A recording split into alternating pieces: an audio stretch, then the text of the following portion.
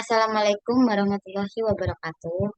Perkenalkan, nama saya Siti Wulandari dan dengan NRP akhir 056 dari Departemen Fisika.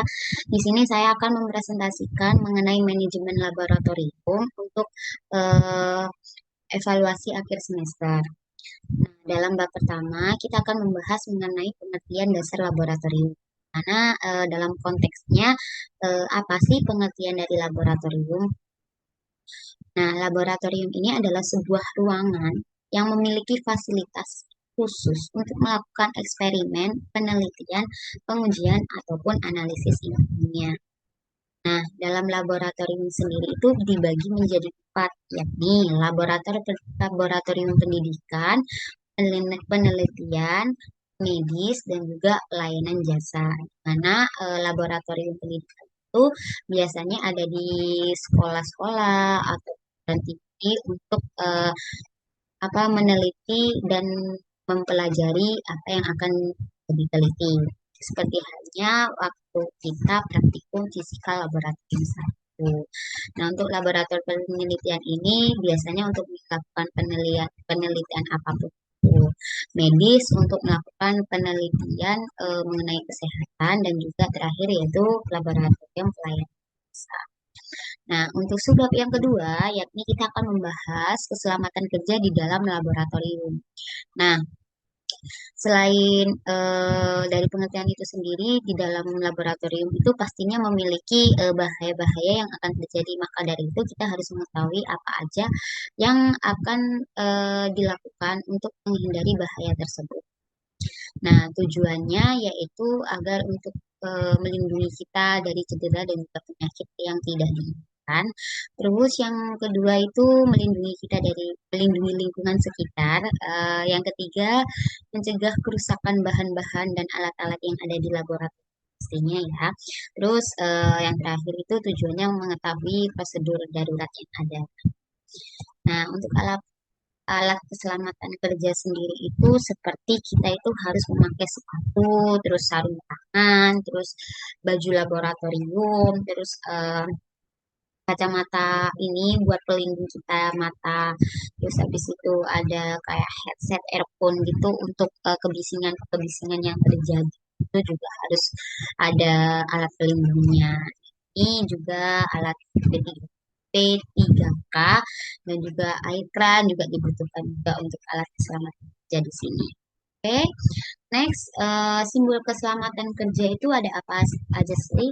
Nah, yang pertama itu ada identifikasi bahaya seperti yang dilambangkan tanda seru, terus larangan itu yang di silang yang ada di tengah, terus informasi keamanan kebakaran itu ditandai dengan kotak merah dan kotak biru itu kondisi keamanan, terus yang biru udara itu biasanya blood, sorry, itu tuh untuk tindakan wajib.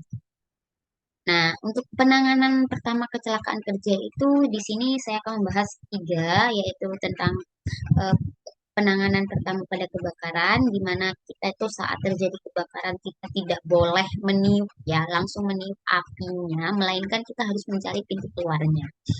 Terus untuk penanganan pertama dari mata yang terkena zat itu, kita itu harus membutuhkan air panas dan diteteskan di dalam mata, lalu menunggunya selama 15 menit. Jika masih tidak tertolong, bisa kita bawa ke rumah sakit atau klinik terdekat. Yang ketiga itu ada misalnya kita ketelan zat kimia yang secara sengaja ataupun tidak, itu biasanya dilakukan yaitu dengan memuntahkan zat kimia tersebut. Terus jika terjadi pingsan, kita itu harus segera mencuci baju dan terus untuk melakukan bantu nafas. Jika masih belum, lalu kita bawa ke eh, klinik atau rumah sakit. Terus penanganan bahan beracun dan berbahaya itu ada apa saja? Mari kita bahas.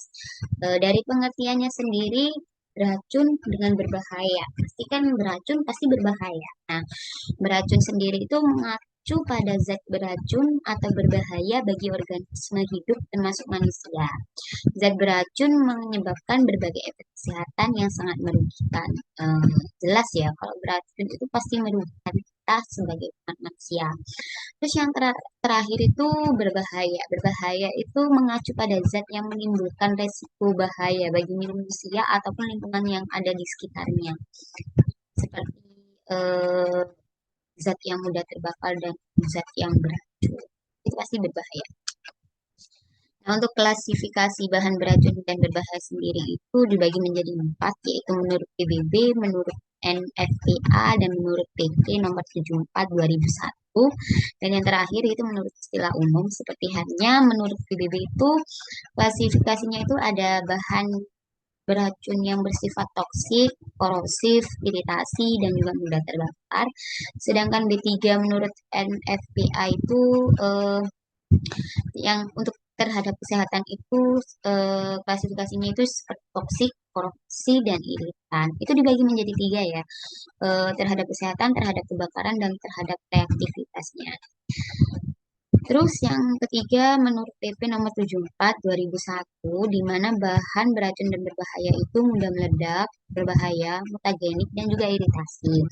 B3 istilah umumnya itu bahan beracun ini pun memiliki sifat kimia beracun, kimia korosif, mudah terbakar, dan oke, dilanjutkan tentang B3 ya. Seperti halnya B3 itu cara penanggulangan kedaruratannya itu seperti pengumpulan data dan informasi, identifikasi resiko, kedaruratan B3, menentukan tingkat resiko, analisis resiko, kedaruratan B3.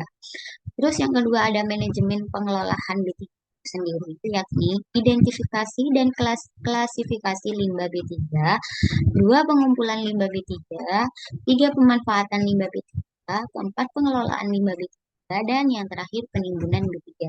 Terus yang terakhir penyimpanan B3 yang seperti halnya contohnya yaitu terpisah dengan bahan bukan B3, memiliki daftar atau inventarisasi, dan yang ketiga terdapat rambu dan simbol B3 untuk membutuhkan klasifikasi B3. Nah, di sini kan dibahas rambu dan simbol B3, maka kita juga akan membahas mengenai hal tersebut, di mana label untuk pemisahan barang-barang B3 itu seperti kayak simbol-simbolnya, seperti ada pengoksidasi, mudah menyala itu kayak ada gambar apinya, terus beracun itu atau disebut dengan toksik itu ada gambar tengkorak, terus berbahaya itu tanda silang, dan iritasi itu tanda seru, dan juga korosif itu kayak itu gambar di bawah dan lainnya. Terus yang bab ketiga yaitu pengertian ruang lingkup sistem standarisasi laboratorium. Mengenai standarisasi, di sini saya akan membahas yang tujuan dan juga manfaatnya, di mana pengertian dari standarisasi laboratorium proses pengembangan dan penerapan standar yang memastikan kualitas dan akurasi hasil pengujian laboratorium. Terus tujuan kita melakukan standarisasi laboratorium ini adalah supaya kualitas hasil yang konsisten, memiliki keakurasian, keamanan, peningkatan efisiensi, dan kepercayaan serta integritas. Manfaat standarisasi laboratorium itu sendiri yaitu meningkatkan akurasi dan keandalan hasil.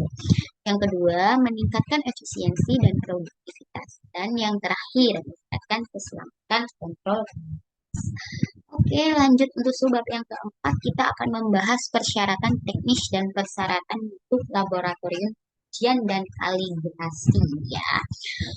Di, di sini kita juga akan membahas seperti tadi, yaitu pengertian dan juga sistem akreditasinya, di mana pengertian dari persyaratan teknis dan mutu laboratorium pengujian dan kalibrasi itu sebuah standar internasional yang mendefinisikan persyaratan umum untuk kompetensi laboratorium pengujian dan kalibrasi.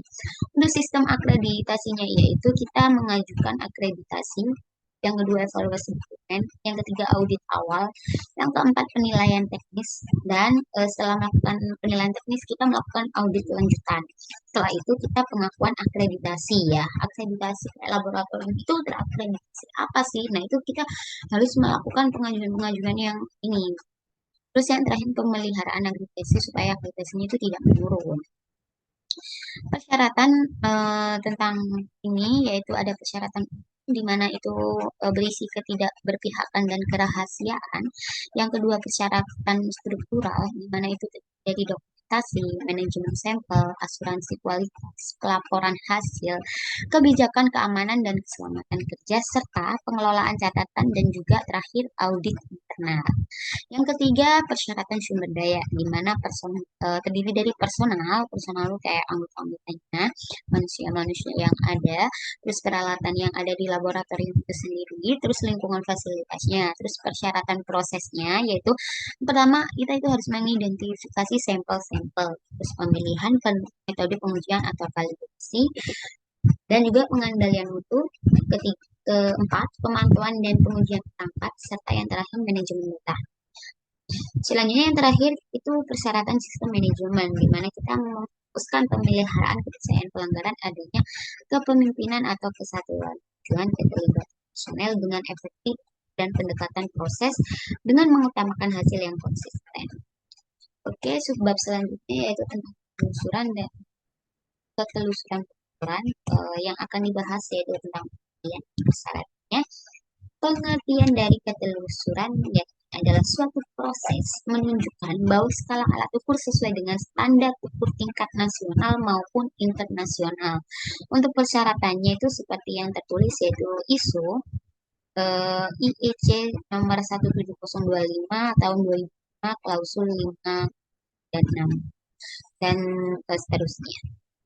Cara memperoleh ketelusuran itu ada ini: praktek perbandingan, ketidakpastian pengumuman, dokumentasi, kompetensi teknis, satuan SI, dan rekalibrasi. Dokumentasi, seperti halnya ya kita tidak asing dengan dokumentasi ini pengertiannya adalah proses perekaman pelaksanaan dari hasil sebuah percobaan. Dengan manfaat melakukan dokumentasi ini kita dapat memeriksa kebenaran dari persyaratan atau kebenaran, membantu memakai untuk jurang sistem serta menganalisis tipe-tipe informasi dokumentasi itu ada dokumentasi internal, eksternal. Selanjutnya ketidakpastian pengukuran, pastinya tidak asing dengan ketidakpastian pengukuran. Nah, yang akan kita bahas seperti halnya yang kalau kalian belum tahu ketidakpastian itu apa, ketidakpastian ini adalah sebuah pengukuran adalah selisih antara hasil pengukuran dengan nilai sebenarnya dari objek yang diukur. Faktor-faktor penyebab ketidakpastian itu yang pertama ada variabilitas lingkungan, ketidakpastian manusia seperti human error, terus ketidakpastian metode. Oke, jenis-jenis ketidakpastian itu ada 6. Ada ketidakpastian pengukuran tak langsung, ketidakpastian kombinasi, ketidakpastian acak, ketidakpastian model, ketidakpastian human error, dan ketidakpastian sampling. Oke, subbab selanjutnya yaitu sistem inventory laboratorium. Ini sepertinya adalah subbab yang terakhir yang akan kita bahas. Oke, seperti yang kita lakukan tadi, kita akan membahas mengenai pengertiannya terlebih dahulu, yakni sistem inventory laboratorium adalah sistem pengelolaan dalam operasional laboratorium dengan tujuan untuk menjalankan operasi laboratorium dengan sistematis dan efektif. Oke, apa aja yang ada di inventory laboratorium? Seperti kita akan membahasnya. Yang pertama ada pencatatan transaksi, pengadaan barang, daftar inventory dan bahan. Pencatatan transaksi itu apa sih? Isinya pertama itu ada identifikasi transaksi, mendesain sistem pencatatan bahan, kayak gitu. Pokoknya transaksi-transaksi yang ada itu harus dicatat dan lain-lainnya. Dan yang terakhir itu pastinya kita akan mengevaluasi transaksi-transaksi tersebut. Terus yang kedua ada pengadaan barang. Halnya kebutuhan barang itu harus diganti. Terus adanya penyusunan dari anggaran, pemilihan vendor itu juga harus tepat loh. Terus alat-alatnya itu yang dibeli itu juga harus sesuai dengan standar yang dibahas yaitu nasional dan internasional. Pengajuan proposal. Yang terakhir adalah evaluasi kerja. Terus daftar inventory dan bahan, di mana mencakup semua bahan, peralatan, dan barang yang ada. Terus siklus persediaan, mana kita itu harus manajemen stok, di mana itu adalah proses maupun sistem struktural yang mencakup tindakan dan perencanaan terhadap bahan dan alat. Yang kedua, pengelolaan kadaluarsa bahan. Kita harus mengecek apakah bahan itu kadaluarsa atau enggak, itu harus dicek secara berkala agar tidak digunakan setelah melewati tanggal karena itu bisa berbahaya. Terus penyimpanan bahan itu juga digunakan dalam operasional laboratorium untuk pemantauan agar bahan-bahan tersebut tetap rapi dan digunakan dengan jangka yang lebih panjang. Oke, sekian presentasi dari saya. Apabila ada kesalahan kata, mohon dimaafkan. Wassalamualaikum warahmatullahi wabarakatuh.